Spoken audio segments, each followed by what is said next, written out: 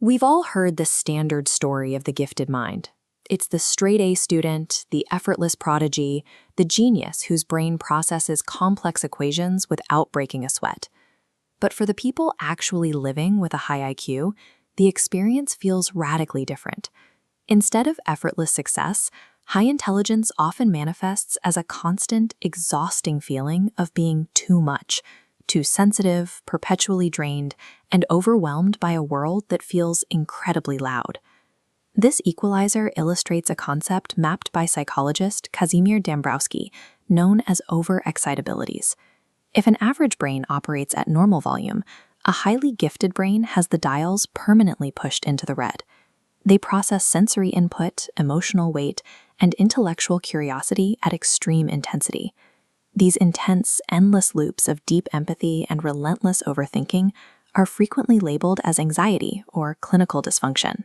In reality, they are the standard operating system of a highly complex, dense, and vibrant rainforest mind. This neurological intensity creates a structural problem beginning in early childhood. Psychologists call it asynchronous development. It means a person's intellectual capacity is maturing rapidly, while their emotional regulation and physical development remain tied to their chronological age. You can see the friction clearly in this developmental chart. The intellect surges ahead, meaning a 9-year-old might possess the abstract reasoning skills to grasp the terrifying nuances of climate change, but they still have the emotional coping mechanisms of a 3rd grader. They see the world with sharp clarity, but lack the tools to handle the resulting fear, leaving them feeling completely isolated. This developmental gap makes everyday interactions profoundly alienating. It establishes an out-of-sync rhythm that primes the nervous system for a lifetime of inevitable collisions with the outside world. The first of these major collisions usually happens in school. Traditional classrooms are built for linear, sequential learners, students who thrive on step-by-step instructions and rote memorization. Many highly intelligent individuals are visual spatial learners. They think holistically, grasping an entire concept at once rather than digesting it piece by piece. When you force this type of abstract thinker to show their work in a rigid, standardized format, the friction spikes. They disengage, act out, and are frequently misdiagnosed with ADHD or learning disabilities. Resolving this bottleneck requires practical adaptations to the environment. If a child's mind is racing far ahead of their fine motor skills, practicing handwriting creates agonizing frustration. Adapting the space by switching to a keyboard or allowing physical movement while learning removes the physical barrier to their thinking. When the environment tries to force a nonlinear brain into a linear box, the child isn't failing to adapt. The system is actively breaking the child. As these children grow into adults, that underlying friction deepens. The struggle to fit into standardized classrooms evolves into a struggle to fit into standardized lives, often spiraling into a state of profound existential depression. Their cognitive horsepower allows them to easily construct an ideal, logical version of reality, but they are forced to live in a world governed by hypocrisy and arbitrary rules. The sharp contrast between what could be and what actually is creates an agonizing psychological pressure. They acutely feel the weight of global crises they have zero power to fix. To cope with that helplessness, the mind often retreats. Some numb themselves, some isolate from social contact, and others become trapped in chronic loops of overthinking, analyzing every single interaction for a hidden meaning. This despair is almost universally treated as a defect to be medicated away. Yet, waking up to the reality that the world is broken is actually a sign of acute awareness. It is an essential developmental milestone for a complex mind. To navigate this crisis, we have to look to Dąbrowski's theory of positive disintegration.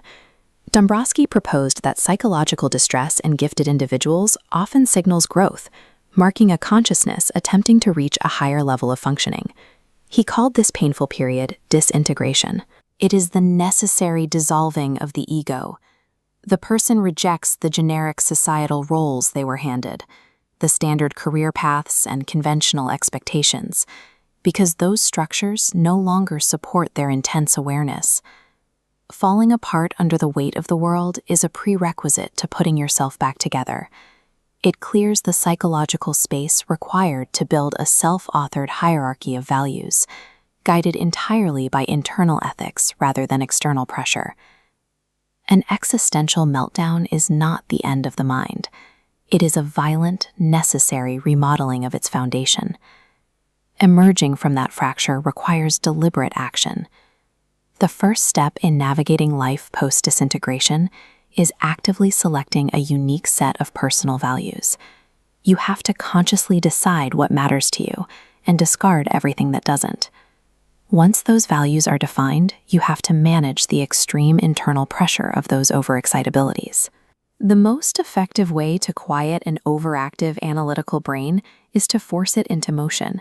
You must shift from passive observation and rumination into active, concrete execution. This is where creativity becomes vital. Whether it's building a business, painting, or programming, or advocating for a social cause, high-level problem-solving acts as a crucial psychological pressure valve. It gives the mind's intense imaginational energy a productive place to go. Directing these sensitivities toward tangible action stabilizes the internal storm. This focus enables the individual to apply their multifaceted perspective to complex problems, uncovering solutions that a more standard linear approach often misses. Even with a clear purpose, the feeling of isolation can linger. To truly thrive, intense individuals need what psychologists term twinship. This means finding a tribe of similarly wired minds, people who speak the same rapid-fire language and share the same depth of feeling to provide necessary emotional co-regulation. The journey from a child trying to fit into a standardized box through the painful disintegration of adulthood leads directly to this point.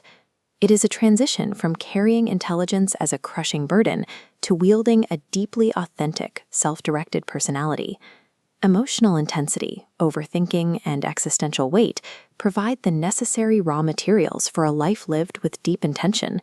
When understood and guided, they serve as the foundation for a deeply impactful life.